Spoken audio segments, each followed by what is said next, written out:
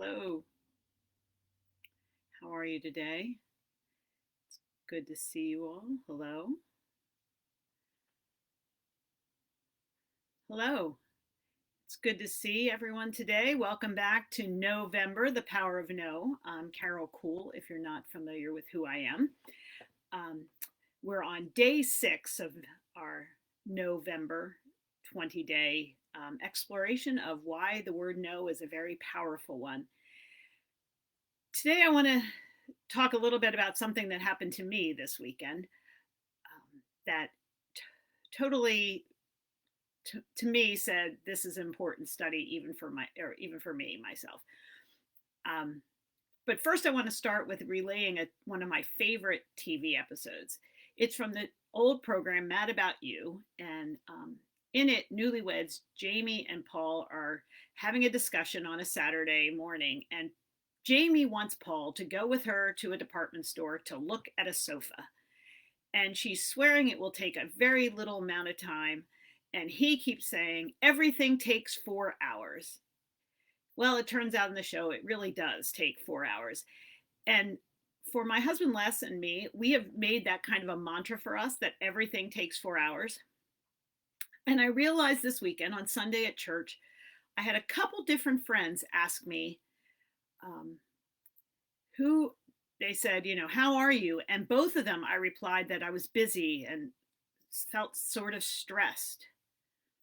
Now, it kind of could seem ridiculous to other people for me to feel busy or stressed because of my work schedule and the way I work for myself. And I only travel, one day a week into Lidditz to work at the fair trade store. But I also last week spoke in Wilmington, Delaware, which was most of the day for me to be gone.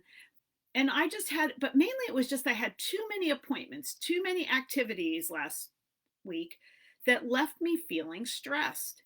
And then when I listed Sunday morning my activities for this coming week, I was feeling already the same way, that I had too many things on my plate, and that it was just going to be too busy. And I think part of it is because everything takes 4 hours. Nothing ever takes a short amount of time as we think it's going to take. Even preparing and doing these November Facebook Lives has been way longer than I thought it would take. Not because the broadcasts are that much longer, but because I had to do all the prep work for it. I had to think through how the order of what I wanted to talk about. I am a Facebook Live novice, and so I had no idea how this all worked and had to do multiple practice things. Just lots of things about it took way more time than I thought it was going to take. And so what I came to realize was that I was going to have to say no to some activities for my week this week. Now, it's not going to be this November, the power of no. And part of that has almost nothing to do with you. It has everything to do with me. This was something I took on as a very uncomfortable challenge for myself to try something that was new to me, something that was scary to me. And so I am going to see it through to the bitter end, the 20 days worth. But I knew other things had to go. So for me this week, that meant I'm giving up this networking group that I'm in that only meets once a month. It's only a 2-hour meeting, but I realized after I thought about it, it really is 4 hours because I'm a half hour from where it's located. We usually go early so that we can talk for that first half hour. Then it's 2 hours. Then I stay around and talk for a little bit. And then by the time I get home and get myself resettled into my work life, it's definitely a at least a 4 hour event. And so I let the managing director know that I would not be there this month. And I already feel like my life's calmer for that decision. But there may be, as I get toward the end of the week, other events that I have to say the same thing about because I have a lot of things going on.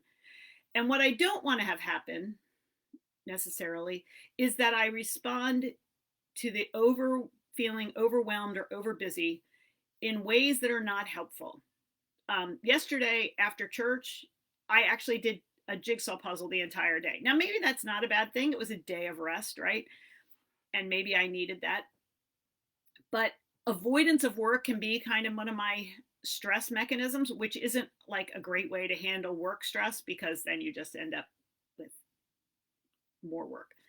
Um, but it is one of mine. But there are other ways that you might see how you handle stress or when you feel too busy. And it's things like those answering that way, that you're too busy or that you're stressed, or maybe it's that you're irritable or short-tempered with your kids, or maybe you're just feeling really tired, so exhausted all the time.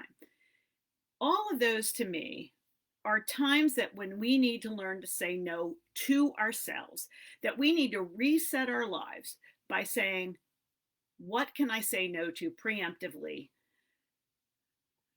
so that I can have a more peaceful life and a better life? So for you, what would that be? As Patty, as you're saying, I see that you're watching. You're right. No isn't a bad word. And sometimes we need to say it to ourselves. And it's one of the reasons I do like planning, listing all my activities for the week in my planner at one time, because it helps me to see where is that going to be overloaded? Where am I going to need to make some decisions that, even though I have the fear of missing out and don't want to miss out, that it's best for my mental health, my physical health, my pleasantness to other people, to just make some decisions preemptively to say no. I hope that you'll think through your calendar and your schedules and make some decisions as well if you're finding yourself just way too busy or way too stressed. And just a side note, only you can determine that. Don't let other people say to you, well, you're not that busy. Only you and your health can tell you whether that's true. So have a great week. Say no to something. And I'll see you back here tomorrow.